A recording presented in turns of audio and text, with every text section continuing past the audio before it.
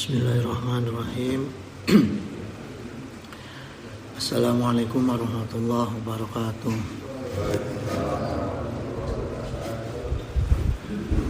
Alhamdulillah allazi ja'ala lakum arda firasan was samai bina'an fa anzala minas samai ma'an fa akhraja bihi minas thamarati rizqan.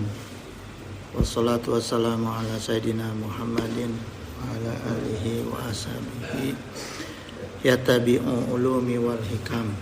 Raditu billahi rabba wa bi islami dina wa bi Muhammadin nabiyya wa rasula.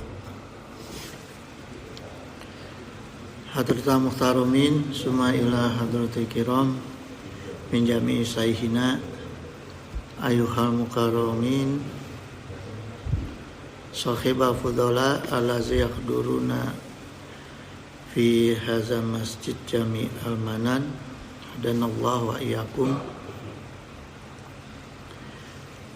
Ayo al-ikhwan, kajian subuh kita sekarang temanya keadaan akhir zaman dan fitnah-fitnah di dalamnya.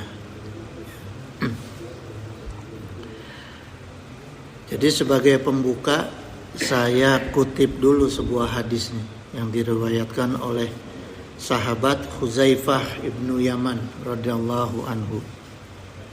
Faqala Nabi sallallahu alaihi wasallam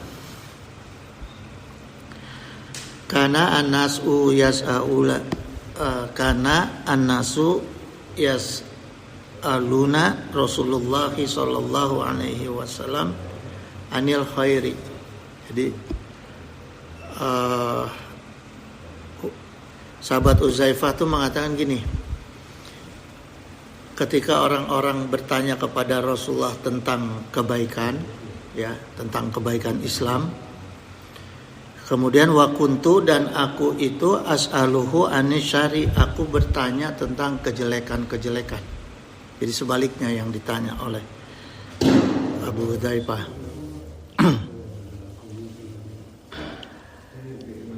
Kemudian makhofatan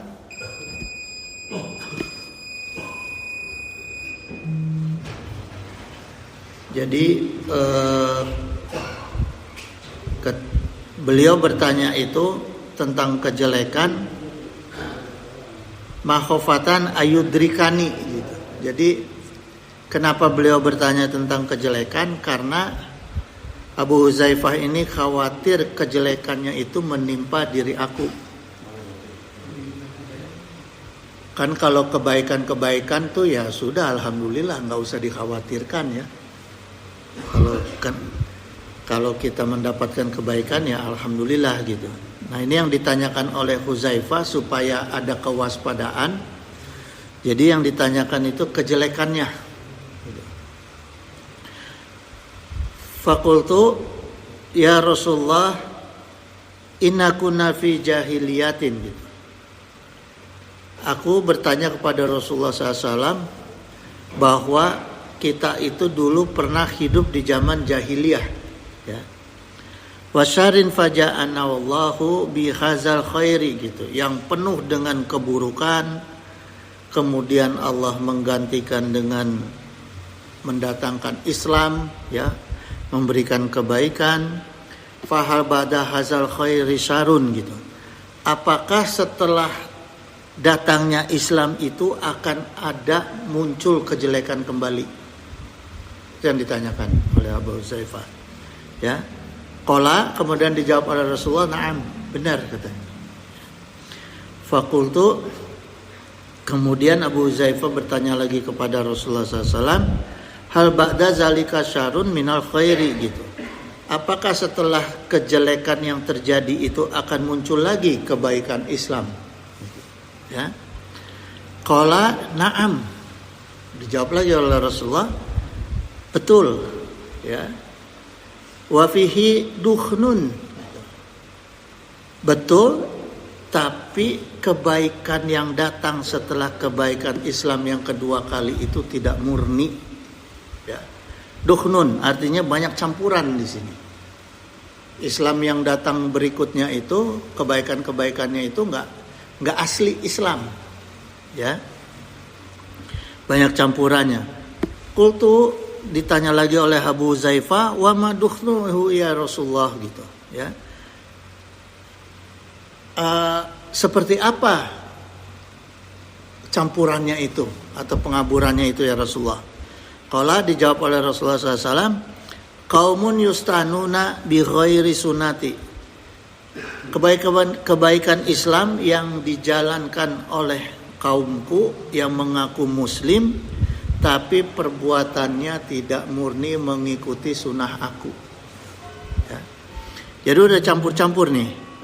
Di situ ada campuran Islam, akidah Islam dengan campuran kotorannya, ya. Sunnah-sunnah Rasulullah udah dicampur-campur dengan paham-paham yang lain gitu, ya. Seperti contohnya gini jamaah. Zaman sekarang ini banyak dalam perkara campuran akidah nih ya. Orang yang mengkultuskan manusia itu lebih daripada Rasulullah, lebih daripada Allah. Buktinya apa? Semua perintahnya, semua titahnya diikuti tanpa melihat lagi dalil-dalil sunnah dan Quran.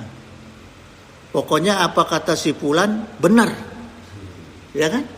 Banyak sekarang begitu. Gitu. Mau salah, mau enggak, pokoknya kalau dia yang ngomong itu, nah itu pengkultusan yang lebih. Ya. Seperti itu jemaah. Nah ini udah digambarkan oleh Rasulullah. Ya. Makanya contoh gini jemaah ya, punten-punten ya. Saya melihat fenomena pilpres, ya. Orang itu banyak yang mengkultuskan seseorang tuh. Enggak benernya, enggak salahnya, pokoknya dia aja. Ya. Itu kan apa yang seperti disampaikan oleh Rasulullah SAW. Tidak menguji ke dalil-dalil Quran dan Sunnah gitu. Ya, gitu jemaah. Kalau saya kan ibaratnya kalau mau milih presiden itu, memilih calon pemimpin yang dilihat itu akhlaknya dulu. Akhlaknya islaminya seperti apa? Kemudian kecerdasannya bagaimana, memahami agamanya seperti apa, itu dulu. Gitu. Patokan kita kan itu sebagai umat Islam, ya, bukan yang lainnya gitu. Ya. Tapi juga gini jemaah, jangan sampai kita, nah ini perkara akidah ya. Jangan sampai kita meyakini seseorang yang ketika akhlaknya baik, ya, kita sudah lihat akhlaknya baik. Keagamaannya baik gitu. Tapi kita juga ikut mengkultuskan bahwa bangsa dan negara ini baik, umat ini akan baik karena si orang baik itu. Enggak juga. Ya, ini pemahaman yang harus kita pahami benar. Makanya jangan sampai kita mengkultuskan sehingga kita lupa pada doa. Kita yakin ada orang baik muncul, ya itulah orang baik itu. Tapi persoalannya masalah dia itu baik itu bukan menyebabkan menjadi baik, bukan. Yang menjadikan baik negara, bangsa, manusia itu adalah Allah. Kalau ada orang yang ditunjuk, itulah kepercayaan Allah, syariat aja, jalan aja, ya. Gitu. Makanya jangan sampai mengkultuskan jemaah. Oh si fulan nih harus si fulan. Karena dia baik, sesuai Al-Quran dan Sunnah dia baik. Begitu jadi jahat kumaha.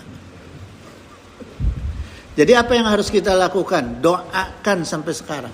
Mulai dari sekarang doa terus. Ya, doanya itu masalah keyakinan masing-masing. Mau nunjuk siapa? Kita semua punya ilmunya, punya dasarnya seperti yang saya katakan tadi. Ya, Al-Quran dan Sunnah, figur-figurnya. Tapi jangan lupa kita berdoa pada Allah, jangan sampai itu nanti malah jadi tidak baik gitu, ya. Wa yahduna bi ghairi hadini gitu. Nah, orang-orang Islam yang membawa kebaikan setelah kejelekan, yaitu kebanyakan orang-orang itu yang memberi petunjuk tidak mengikuti sunnahnya Rasul, petunjuk Rasulullah SAW. Ya, ta'rifu minhum wa tankiru gitu. Kenali mereka dan tolaklah mereka. Ini perintah Rasul jemaah.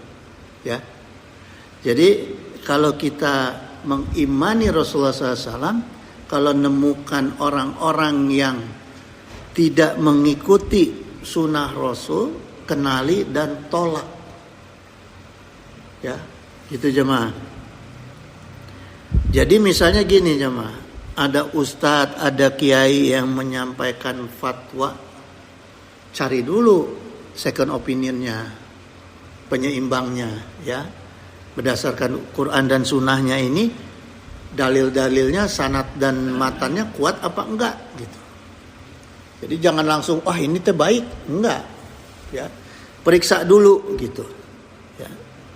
Fakultu, kemudian Abu Huzaifah bertanya kepada Rasulullah SAW, ha ba'da zalika likal khairi min syarin gitu. Apakah setelah kebaikan itu akan ada kejahatan lagi? Nah, ditanya lagi nih oleh sahabat. Ya Rasulullah, tadi kan sudah baik datang Islam. Sebelumnya jahiliyah, baik datang Islam, kemudian jelek lagi, kemudian baik lagi yang banyak campuran. Kemudian ditanya lagi, apakah akan datang kejahatan lagi? Dijawab oleh Rasulullah SAW, qala na'am. Betul, iya. Ya, da'atan ala abwabi jahannam. Nah ini perhatiin jemaah. Ya, da'atan ala abwabi jahannam. Kata Rasulullah, kejelekan itu nanti ya bentuknya adalah para da'i. Da'atan, para da'i, para penyeru kebaikan yang abwabi jahannam, menunggu di depan pintu neraka jahanam. Nih, hati-hati jemaah, ya.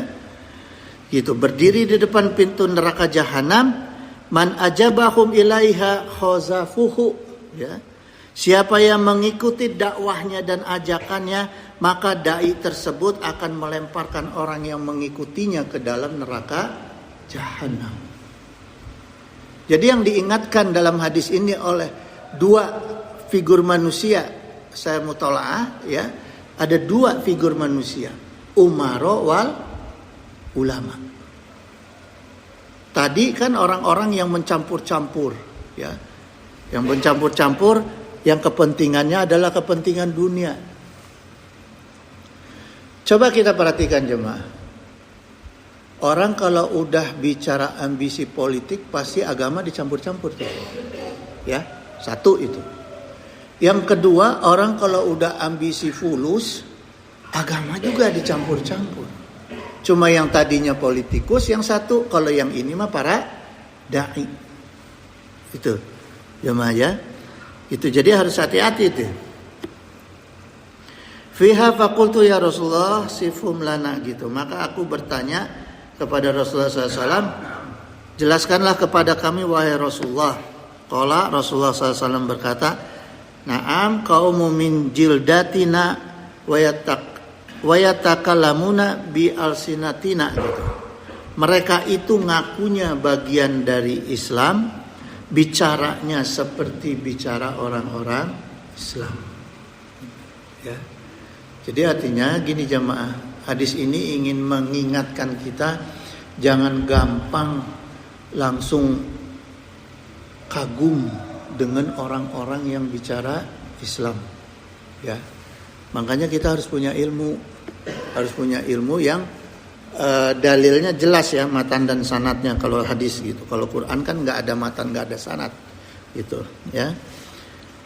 Kemudian jamaah sekalian, karena hal seperti ini pernah dialami di Indonesia dulu, itu ada yang namanya Snokhur Gronje, orang Belanda ya, yang belajar Islam di Arab, hafal Quran, hafal hadis, kemudian datang ke Aceh, memecah belah Aceh dan memberikan informasi ke kerajaan Belanda bahwa kekuatan Aceh itu bukan di kesultanan tapi adanya di ulama. Makanya ketika itu strategi Belanda dirubah, bukan menggempur penguasa-penguasa Aceh, tapi para ulamanya ditangkepin. Ini akibat dari orang-orang yang mengaku Islam. Ya, itu jemaah. Terus namanya dia ganti jadi Syekh Abdul Ghaffar. Waduh, sionnya. Padahal itu orang Belanda gitu, ya. Jemaah itu jadi harus hati-hati. Kemudian dulu di zaman Sayyidina Utsman ada Abdullah bin Sabah. Ya, yang ngaku Islam, orang Israel, orang Yahudi ngaku Islam, kemudian minta jabatan, nggak dikasih oleh Sayyidina Utsman, ngadu domba antara Sayyidina Utsman dengan Sayyidina Ali. Sampai sekarang banyak keturunannya tuh, namanya Syiah. Itu Abdullah bin Sabah, ya. Gitu jemaah. Jadi harus hati-hati kita. Kemudian hadis ini masih berlanjut. Syekh Abu Huzaifah ini berkata, qultu ya Rasulullah, fama tara'in adrikni zalika, gitu. Bagaimana perintah engkau ya Rasulullah ketika hal itu terjadi? Ya, ketika sudah banyak orang-orang yang udah nggak jelas mengaku Islam tapi nggak jelas keislamannya. Qala, kemudian dijawab oleh Rasulullah SAW, talzamu jama'atun al-muslimina wa imamihim. Ya. Jadi patuhilah jamaah orang mukmin, ya. Mukmin di sini Rasulullah katakan, bukan muslim. Kalau muslim itu banyak, muslim KTP banyak, mukmin KTP nggak ada. Ya. Karena mukmin nggak dicantumkan di KTP, yang dicantumkan tuh muslim. Ya. Jadi banyak orang mukmin itu patuhi jemaah orang mukmin dan pimpinannya. Ya. Jadi kita harus benar-benar bisa memilih mana yang sesuai dengan Quran dan hadis-hadis yang sesuai dengan matan sanadnya. Kemudian ikuti orang itu, kumpulan orang itu, gitu. Ya. Gitu jemaah. Tapi jangan ngikuti orang-orang yang merendahkan derajat manusia. Ada orang-orang yang merendahkan derajat manusia. Saya mau tanya sekarang, kalau ngasih makanan ke binatang dilempar-lemparin nggak? Lemparin ya. Kalau ke manusia dilemparin jangan. Kalau ada orang yang ngasih, memberi kepada manusia dengan cara dilempar-lempar, dia menjatuhkan derajat manusia. Jangan dipilih. Ya. Karena dalam Islam jemaah ada adab memberi hadiah kepada seseorang. Adab memberi hadiah ini diatur dalam Islam. Adabul mukhdil, adab memberi hadiah. Ya. Pertama, ru'yatul fadli lil mukhda ilaihi. Ya. Memandang utama kepada orang yang diberi hadiah. Artinya orang yang akan kita beri hadiah itu bukan binatang, tapi manusia. Hargai dulu orang yang mau memberi, yang kita mau beri hadiah. Jangan kita memberi hadiah kepada orang terus kita anggap orang itu rendah derajatnya, nggak boleh. Ini aturan dalam Islam.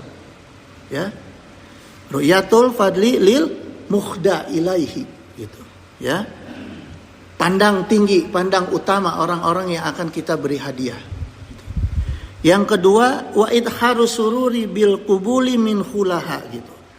Perlihatkan rasa senang pada waktu menyerahkan hadiah. Jangan kita kasih hadiah muka cemberut. Ya? Jadi kita memberi hadiah itu muka kita harus senang memberi hadiah. Yang ketiga, wa syukru inda ru'yatil mukhda ilaihi, gitu. Ya. Bersyukur ketika melihat orang yang akan diberi hadiah. Artinya kita bersyukur kepada Allah, gitu. Ya. Bersyukur pada Allah bahwa kita bisa memberi, bukan kita memohon untuk diberi, gitu. Ya. Yang keempat itu wal istiqlalu laha wa in kasurat, gitu.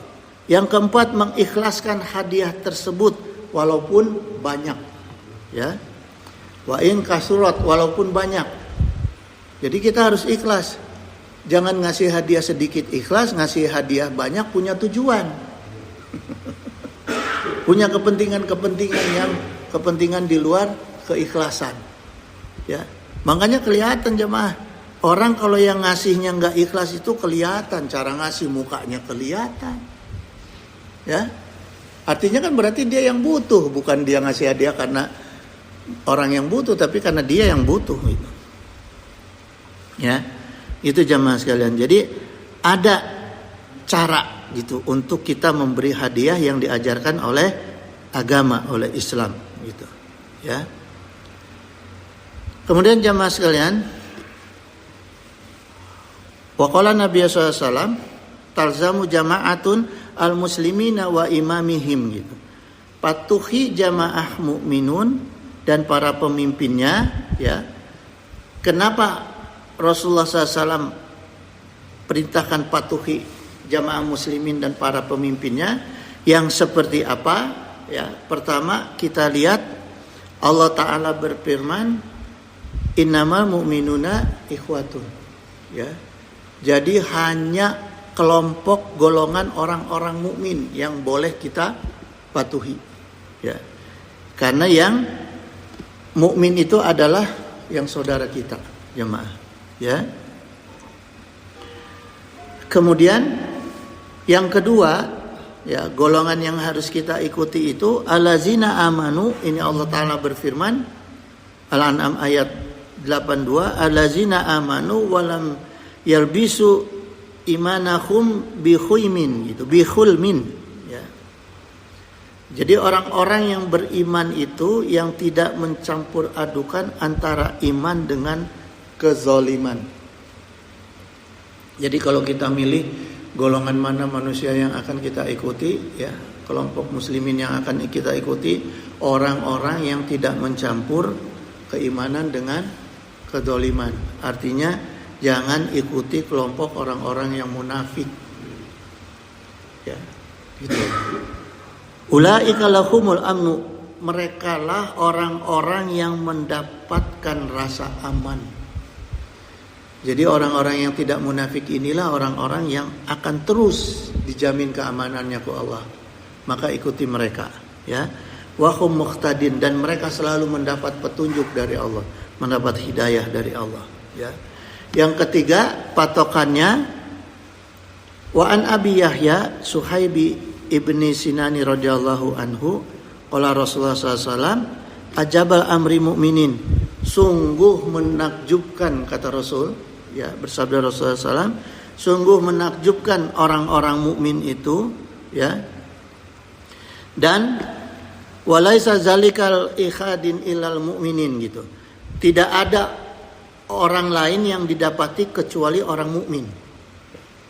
Jadi ciri khasnya orang mukmin itu adalah insahobathu sara'u syakaro gitu. Kalau dia mendapat kesenangan dia bersyukur, fakana khairul lahu, maka baik baginya, wa in asobathu dara'u sabaro. Kalau dia mendapatkan kesusahan maka dia bersabar. Itu ciri khas orang mukmin. Jangan enggak sabar baru cita-citanya kurang sedikit pindah-pindah partai, jangan. Ya. Kok saya jadi ngomong partai, ini ngomong agama nih, ya. Fakana khairul lahu, maka baik baginya. Jadi gitu jemaah, ya. Jadi kita bisa ngelihat nih, sekarang ini kita sebetulnya udah dibukakan mata oleh Allah. Mana orang yang harus kita ikuti, mana orang yang harus kita jauhi. Ya, udah jelas gitu. Kemudian lanjutan hadis Huzaifah ini, fakultu, Zaifah bertanya lagi kepada Rasulullah SAW, fa illam takun lahum jama'atun wala imamun gitu. Bagaimana kalau sudah tidak ada kelompok orang-orang Islam, ya, dan pimpinan-pimpinannya orang-orang Islam. Nah, kita udah nggak ada nih, orang yang benar udah nggak ada, orang yang bisa kita ukur udah nggak ada. Kemudian apa perintah Rasulullah SAW? Qala fa'tazil tilka fartikulaha gitu. Tinggalkan semua kelompok orang-orang yang nggak bisa kita pilih. Ini yang diperintahkan oleh Rasulullah SAW. Orang-orang yang merusak akidah dan merusak sunnah Rasulullah SAW, tinggalkan semua. Kalau emang nggak ada yang bisa dipilih, jangan dipilih, ya. Tinggalkan semua. Walau kalaupun kamu itu antak do'ala asli sajaratin, ya. Kalaupun kamu itu harus menggigit akar pohon, artinya harus kuat, ya. Sampai hatta yadrik kakal mautu, sampai datang ajal kamu, ya. Wa anta ala zalika, gitu. Kamu dalam keadaan menggigit kuat agama Islam. Ya. Ya udah, kalau memang harus sendiri, ya sendiri jalani Quran dan Sunnah. Nggak usah nyari temen. Kalau kita hidup mau benar itu jangan pusing nyari temen. Nggak usah. Ya, dakwah aja. Dakwah kalau nggak bisa didakwain, ya udah dakwahi diri sendiri. Toh kewajiban kita yang paling wajib itu dakwahi diri sendiri, dakwahi anak, dakwahi keluarga. Gitu. Kalau yang lain enggak, ya sudah. Buktinya Nabi Nuh alaihissalam anaknya juga ditinggal karena udah nggak bisa didakwahi.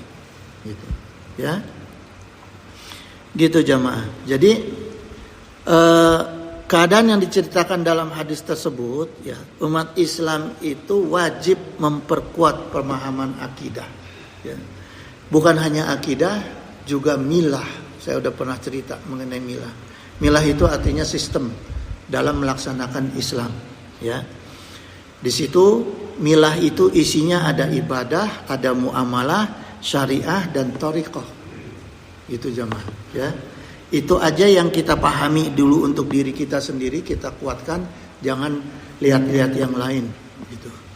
Ya.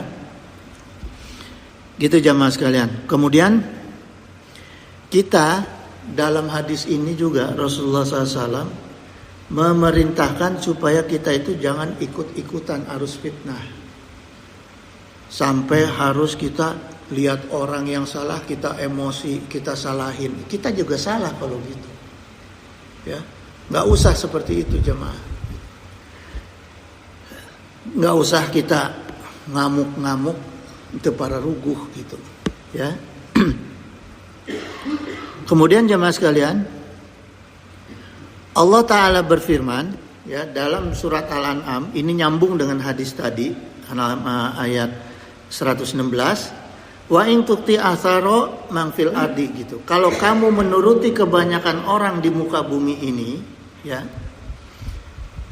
Nah, ini jadi jangan jadikan patokan kebenaran itu dengan banyaknya orang yang mengikuti, gitu, ya. Allah ingatkan dalam ayat berikutnya, yudilluka an sabilillahi, gitu. Karena orang-orang yang banyak itu juga banyak yang menyesatkan dari jalan Allah. Ya. Jadi kalau hanya ngikuti pendapatkan kebanyakan orang itu tanpa dikonfirmasi dengan kebenaran hadis dan dalil Quran, maka kita akan dimudahkan, akan mudah untuk disesatkan. Gitu, ya. Karena kita udah kagum, oh ini orang banyak temennya, oh berarti dia benar. Enggak. Yang benar itu tetap Quran dan Sunnah, gitu, ya. Gitu jamaah. Karena gini jamaah, ya, ini saya mutalaah bahwa sebenarnya orang-orang yang berusaha untuk diikuti oleh orang banyak itu tujuannya pertama mencari dukungan. Itu pertama. Pasti, ya. Pasti mencari dukungan. Apa yang dia pikirin, apa pendapat dia cari dukungan sebanyak-banyaknya. Itu pertama, ya. Yang kedua, untuk mengajak orang lain supaya ikut sama dia. Kalau orang sudah dukung kan berarti harus ikut. Gitu. Ya, harus ikut sama dia. Yang bahaya kalau sampai dia ngajak supaya orang ikut tersesat, ikut maksiat, itu banyak. Ya, makanya sekarang ada istilah no viral, no justice. Ya kan? Kalau nggak ada hukum, kalau nggak diviralkan. Padahal bahaya itu. Salah satu contoh bahayanya viral itu kalau udah iklan-iklan yang masuk ke handphone itu, iklan pinjol, itu kan kesannya seolah-olah gampang nih dikasih duit, habis itu diperes. Ya, nah itu harus hati-hati jemaah.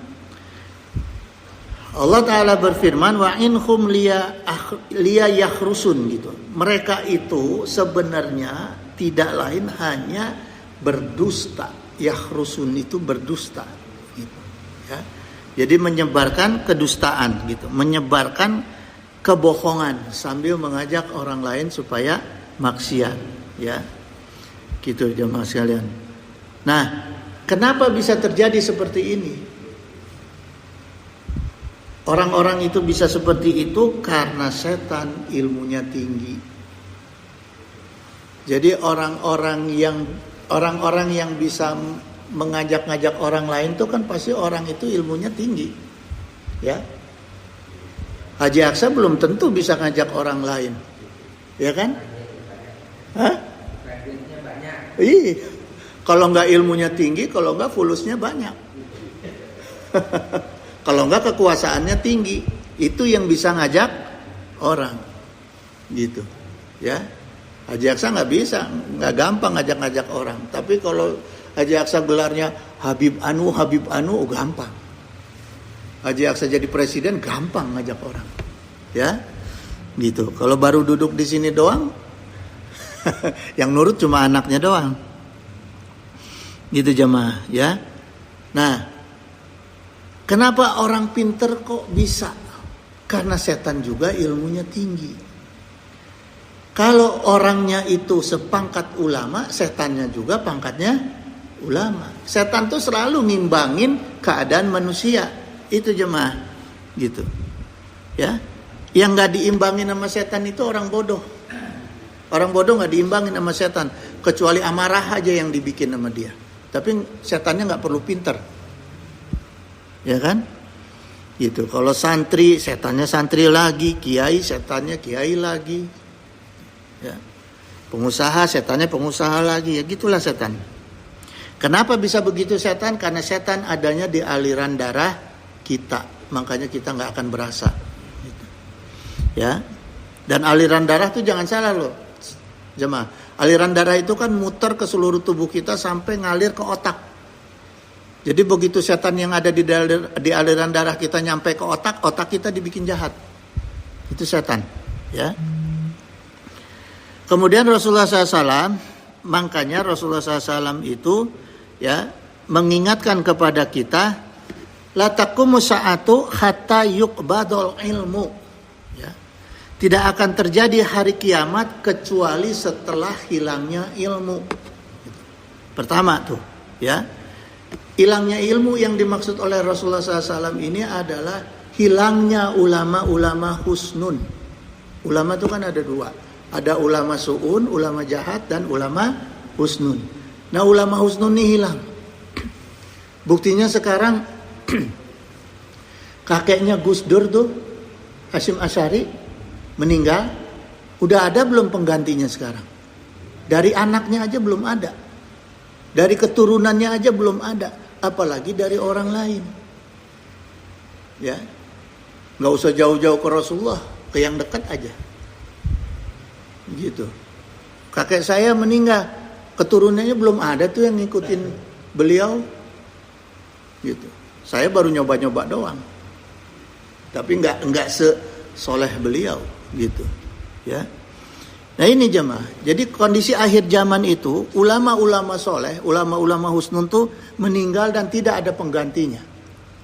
Pahlawan mati 1 tumbuh 1000.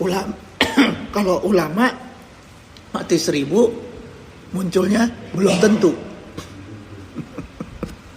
Mending kalau mati 1000 muncul 1. Ini muncul 1000, mati 1000 belum tentu.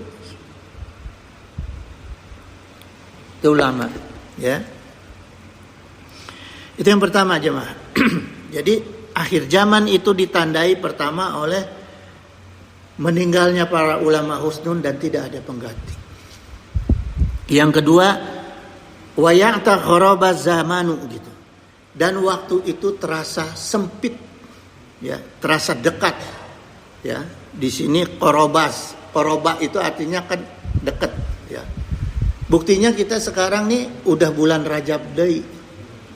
Sebentar lagi puasa lagi, nggak kerasa tahu-tahu Lebaran lagi, ya kan? Nggak kerasa nih, Idul Fitri lagi. Yang bahaya nggak kerasa udah manrobuka. Bahaya tuh. Jadi jamaah hati-hati, ya. Hati-hati dengan pergerakan waktu zaman sekarang.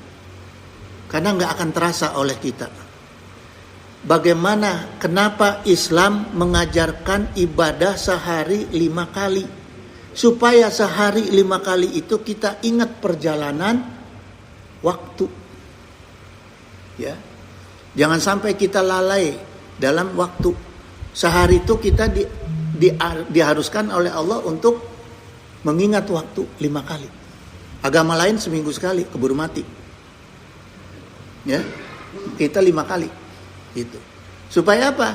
Dan yang paling baik jamaah, orang itu, ya, kalau kita habis sholat subuh, kita sudah berharap untuk melaksanakan sholat duhur.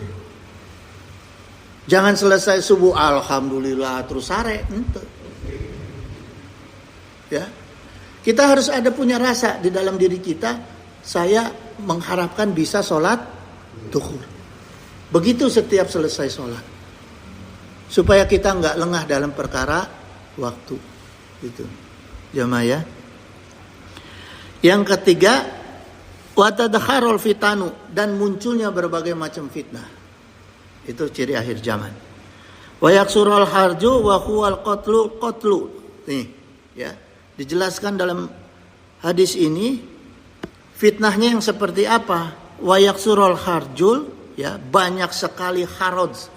Al-haraj itu qatlul, yaitu pembunuhan.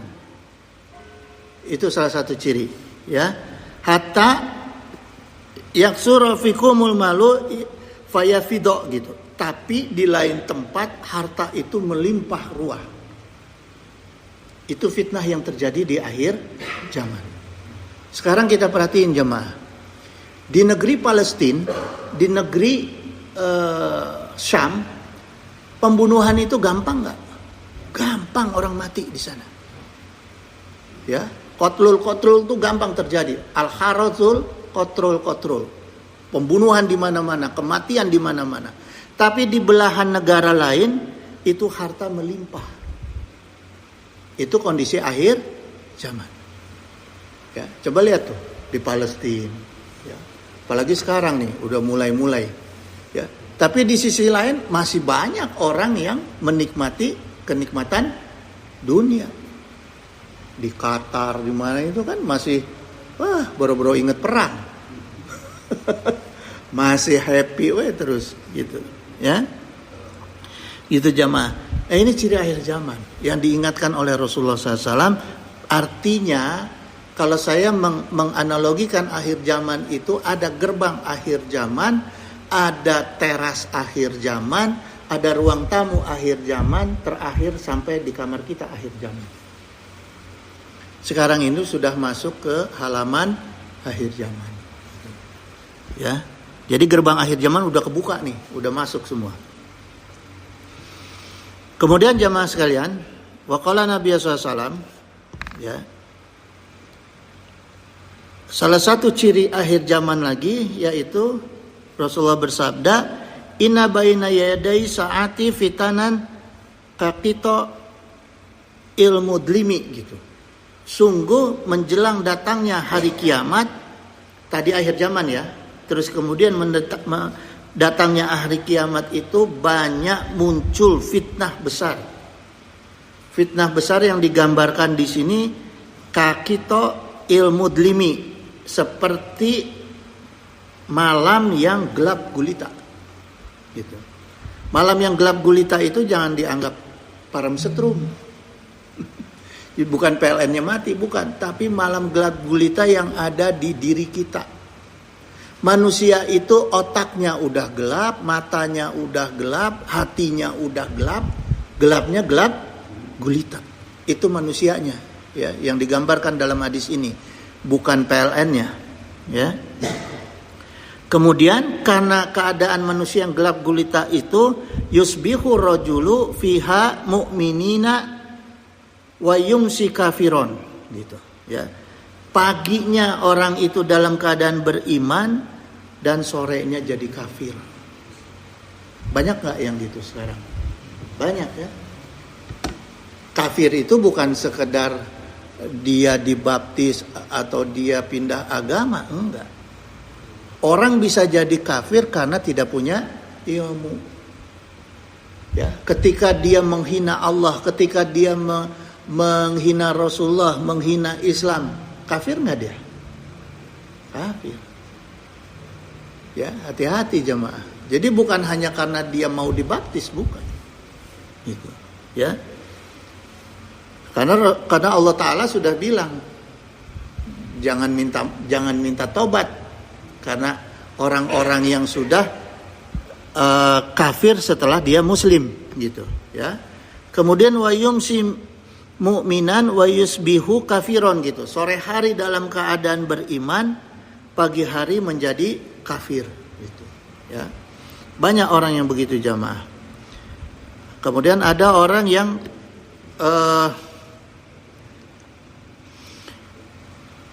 paginya dia kafir, sorenya dia beriman. Ya. Jadi sebaliknya seperti itu. Banyak juga di akhir zaman ini, di menjelang kiamat itu, orang-orang yang tiba-tiba jadi muslim. Sekarang setelah kasus Palestina ini meruak ya, dilihat oleh dunia, banyak orang kafir yang masuk Islam tiba-tiba. Khususnya di negara-negara barat itu. Saya perhatikan ya, saya baca berita seperti itu. Nah, kalau udah keadaan seperti ini, jamaah sekalian, pesan Rasulullah SAW itu, al-qaidu fiha khairu minal qaimi, ya. Orang yang duduk itu lebih baik daripada orang yang berdiri. Wal qaimu khairu minal masyi, gitu. Orang yang berdiri lebih baik daripada orang yang berjalan. Itu kata Rasul, ya. Wal masyi fiha khairu minas sa'i, gitu. Dan orang yang berjalan itu lebih baik daripada orang yang berlari, gitu. Fakasiru kisi fasakiru kisi yahum, ya, waqati au tarokum, gitu. Maka kata Rasulullah, patahkan busur kalian, kemudian waqati'u, putuskan tali-tali au tarikum, gitu. Tali-tali busur, ya. Kemudian kata Rasulullah, wadribu, pukulkanlah, wasuyufikumul hijarota, gitu. Pedang-pedang kalian ke batu, ke hijarah, ke batu. Ya. Nah, jadi maknanya hadis ini, jamaah sekalian, ya, kalau ada orang yang memasuki alam yang sudah seperti itu, keadaan zaman yang sudah seperti itu, ya, itu jangan kita ikut-ikutan. Sudah nggak perlu ikut-ikutan, itu kata Rasulullah. Makanya Rasulullah sampaikan, pukulkan pedang ke batu, artinya udah nggak usah ikut-ikutan perang-perangan lah, ya. Karena udah kita nggak tahu siapa yang kita perangi, musuh apa kawan.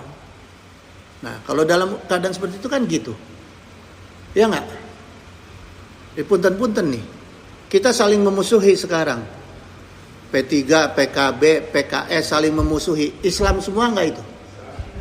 Ngapain saling bermusuhan? Ayo.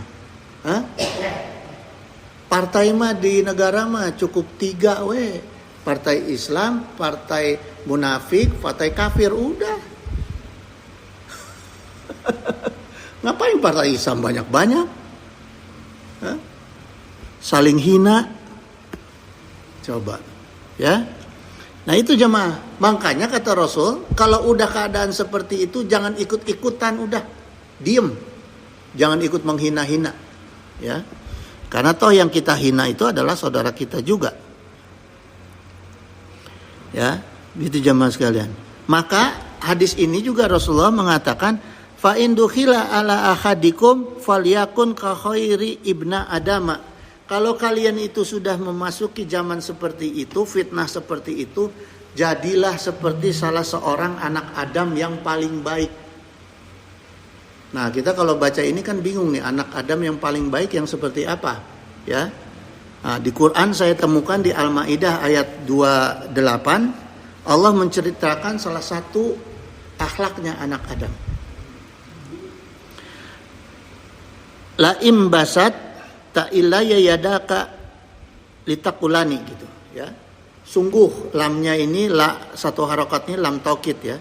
Jadi sungguh kalaupun kamu itu menggerakkan tangan kamu untuk membunuh aku, litaktulani ya, untuk membunuh aku, ma'ana bibasiti ya dia ilaika liaktulak gitu. Aku tidak akan membunuh kamu. Nah, jadi ini ada satu akhlak anak Adam yang tahu saudaranya mau membunuh dia, tapi dia tetap tidak membunuh duluan. Itu jemaah. Ya. Jadi yang Rasulullah sampaikan, ya udah, nggak usah ikut-ikutan. Gitu. Karena akhlak yang paling baik adalah bukan ngeduluin orang.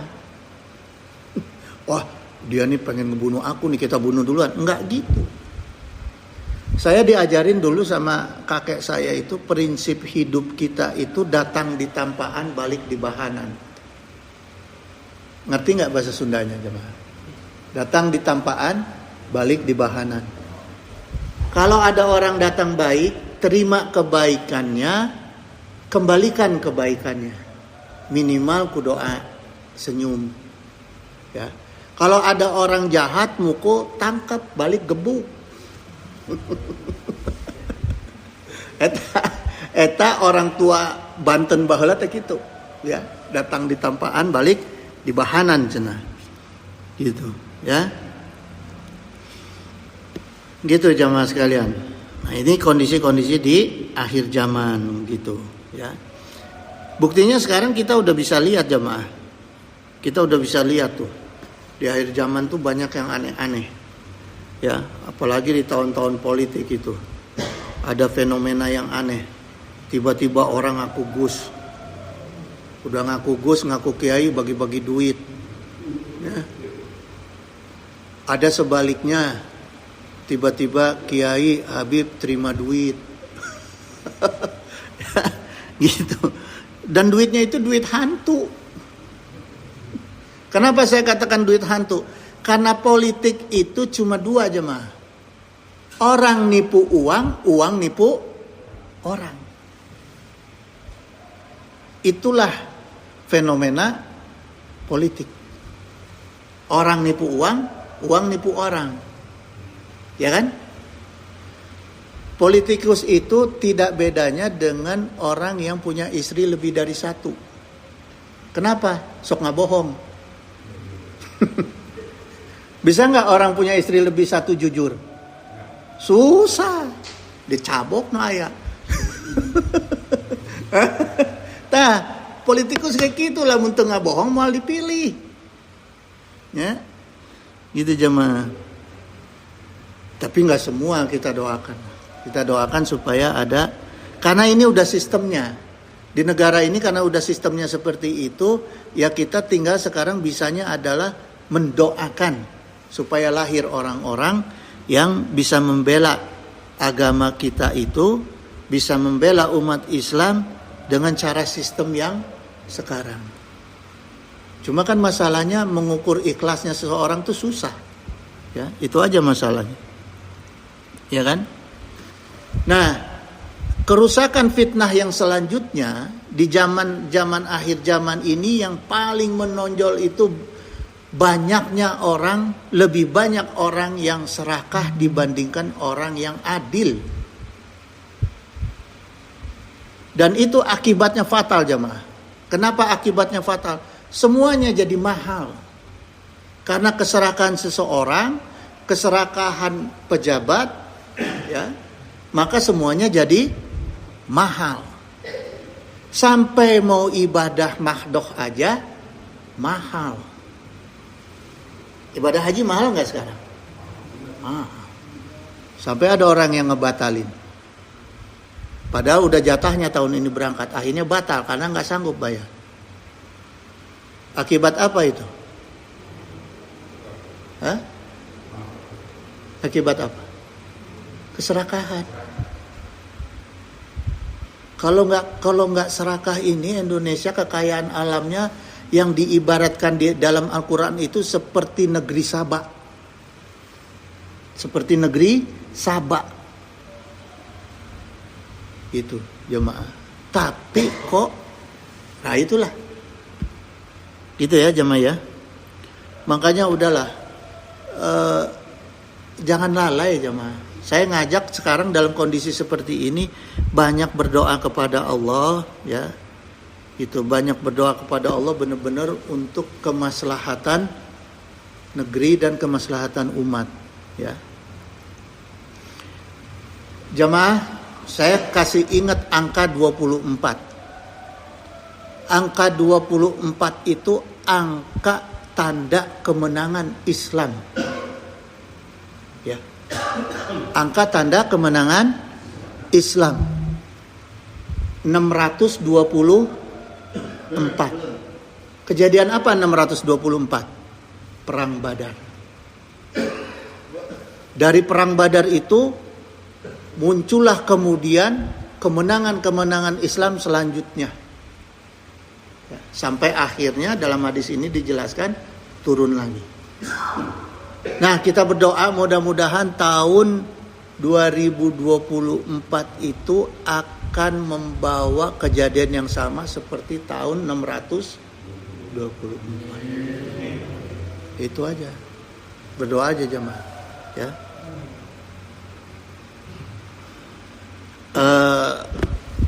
Yang lain-lainnya selanjutnya minggu depan aja ya. Masih panjang nanti bingung. Ya, gitu jemaah. Pokoknya ingat aja gini jemaah ini ya. Ada firman Allah, saya ceritakan sedikit nih, satu firman Allah saya bacakan. Al-A'raf ayat 17. Sumala atiyannahum min baini aidihim. Kemudian ini strategi setan ya. Setan itu akan mendatangi manusia atau Bani Adam itu dari depan, wa min ainihim wa min khalfihim wa an aimanihim wa an sama'ilihim, dari belakang, dari kanan, dari kiri mereka gitu ya. Wala tajidu aktsarohum syakirin. Dan jaminannya setan, orang-orang yang kena kegoda setan itu, orang-orang itu akan lupa bersyukur kepada Allah, akan tidak mampu bersyukur kepada Allah. Kenapa kok setan itu ngincernya supaya manusia tidak bersyukur kepada Allah? Bukannya jadi jadi kafir, jadi tidak percaya sama Allah, tidak iman pada Allah. Setan itu ngincernya cuma satu jemaah. Supaya manusia tidak bersyukur kepada Allah, bukan supaya kafir kepada Allah, kafir pada Allah. Satu aja kata, supaya tidak bersyukur kepada Allah. Kok cetek amat targetnya setan?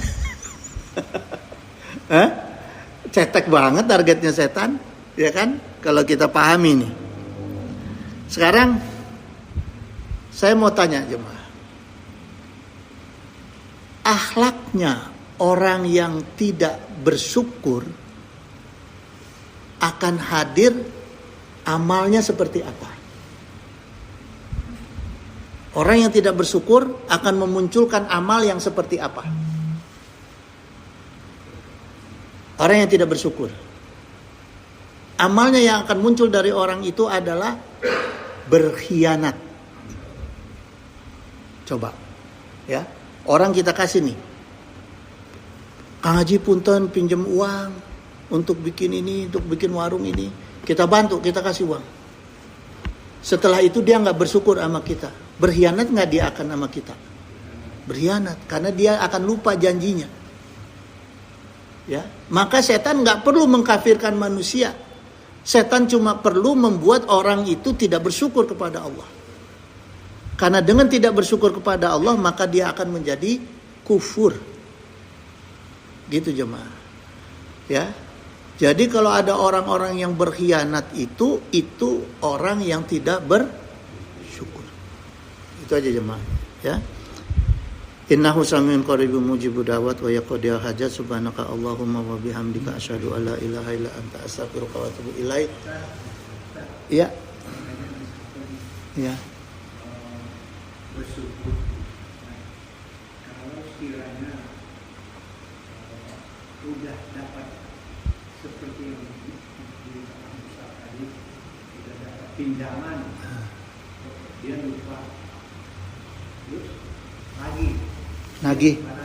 Hah? Dia lupa lagi. Terus begitu gimana? Itu orang yang tidak bersyukur atau barangkali keadaannya seperti itu disebabkan oleh kondisi dia. Ya, dia punya sifat khianat berarti. Ada sifat khianat yang di dirinya dia. Gitu. Berarti kalau orang emang udah punya sifat khianat, kalau memang dia tidak mampu atau belum mampu, kan dia pasti, orang Sunda bilang sasadu. Dia pasti akan datang. Pak Haji punten, saya belum mampu, mohon doanya atau gimana? Ya. Gitu. Ya.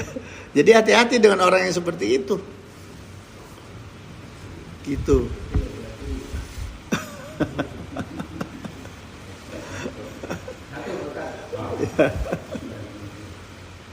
Bahwa sesungguhnya apa yang disampaikan oleh Pak Ustaz di sini telah dikatakan sendiri ya, bahwa pada intinya kita bisa membedakan mana yang baik dan yang buruk. Itu diaplikasikan dalam ibadah kita pada Allah Subhanahu wa taala, salat, puasa, termasuk juga kita. Kalau untuk menunjukkan sesuatu yang baik dan buruk itu kan adanya di hati sendiri. Kalau kita sudah tahu bahwa ini buruk, tapi kita masih tetap melakukan hal itu gitu, atau apa ya, artinya kalau satu contoh dalam pilpres ini ya, kita tahu lah tidak calon seperti apa. Tahu bahwa orang ini banyak orang medsos dan semua, tapi kita masih tetap mendukung orang munafik seperti itu. Terus gimana dengan ibadah kita itu?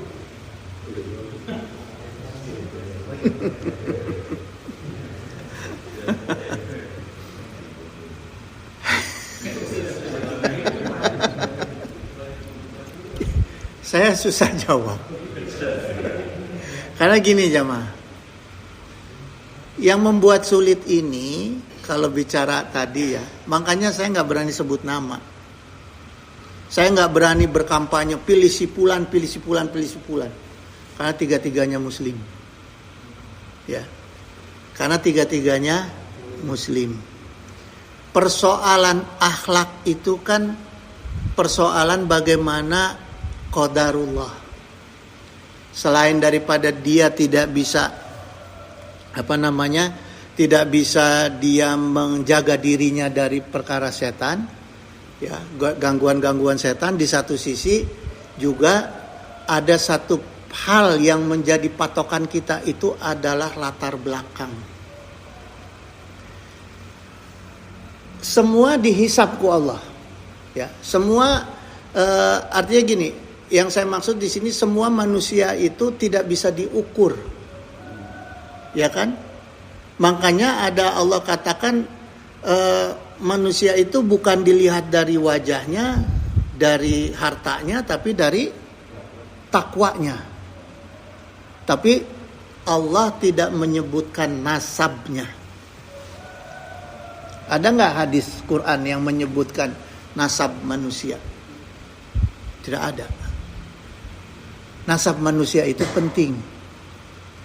Ya, nasab manusia itu penting karena nggak ada buah jatuh dari jauh dari pohonnya. Gitu jemaah. Ya. Tidak yang kita pilih ini tidak ada orang pribumi asing. Satu turunan dari Arab, satu Cina, satu lagi dari Belanda. Turunnya nggak ada Indonesia, tuh asli orang Indonesia nggak ada. Tapi negara mana yang pertama ngakuin Indonesia merdeka? Nah, itu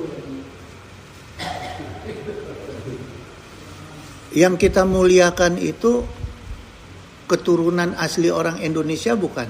Yang setiap hari kita baca namanya, kita sebut namanya. Asli pribumi Indonesia bukan? Hah?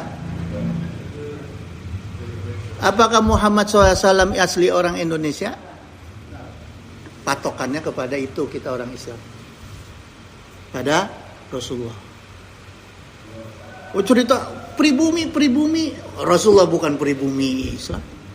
Bukan orang Jawa, bukan orang Sunda. Apalagi orang Irian, bukan.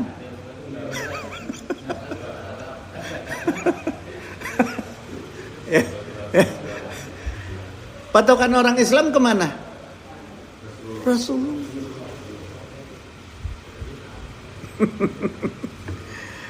Masih ada yang mau ditanya nggak?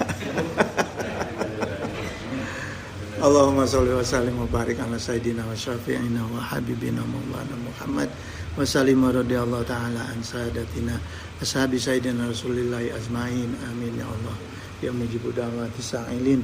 Allahumma inna nas'aluka minan ni'mati tamamaha wa mina ismati dawamaha wa mina rahmati sumulaha wa mina afiyati usulaha wa mina aishi argodah wa mina umuri asadah wa mina isani atamah wa mina in'ami a'amah wa mina fadli azabah wa mina lutfi anfa'ah. Allahumma kun lana wa la takun alaina. Allahumma ihtim bi sa'adati ajalana wa haqiq bi ziyadati amalana wa khurun bil afiyati guduwana wa asolana wa za'ila rahmatika masyirana wa ma'alana wa subasi jali afika ana junubina wa muna alaina bi islahi uyubina wa za'li taqwa zaudana wa fi dinika istihadana wa alaika tawakkulana wa atimadana wa thabitna ala nahjil istiqamah wa izna fid dunya min mujibati nadamati yaumil qiyamah wa fif ana sikla auzar warzuqna aisyata abrar waqtina wasrif anna syarrar asrar wa'tik riqabana wa riqaba abaina wa ummahatina wa ikhwanina wa walidina wa ashiratina wa zaujatina birahmatika ya azizu ya ghafaru ya syataru ya halimu ya jabbaru ya Allah ya Allah ya Rahman ya Rahim ya Arhamar Rahimin innaka ala kulli syai'in qadir wa bi ijabati jadir. Allahumma a'izzal islamana wal muslimin, Allahumma ansur ikhwanana muslimin, Allahumma ansur mujahidina fi Filistin, Allahumma ansur mustad'afina fi Filistin wa fi baladi sami wa fi kulli makanin wa waqtin. Allahumma ahlik kafaratal musyrikin, Allahumma damiril yahudi wasatit samlahum wa farik jam'ahum. Allahumma salimna wa walidina wa auladana wa ikhwanana wa ahbabana wa zawjatina min jami'i mahawbi fid dunya wa akhirah wa ahwalihima istajib ya Allah ya mujibu da'wati sa'ilin. Allahumma ksif anna wasrif anna wadfa'ana al-bala'a wal waba'a wa ghalaa wa ta'una wa fitana wa mihana wa humuma wa gumum wa khuruba wa azab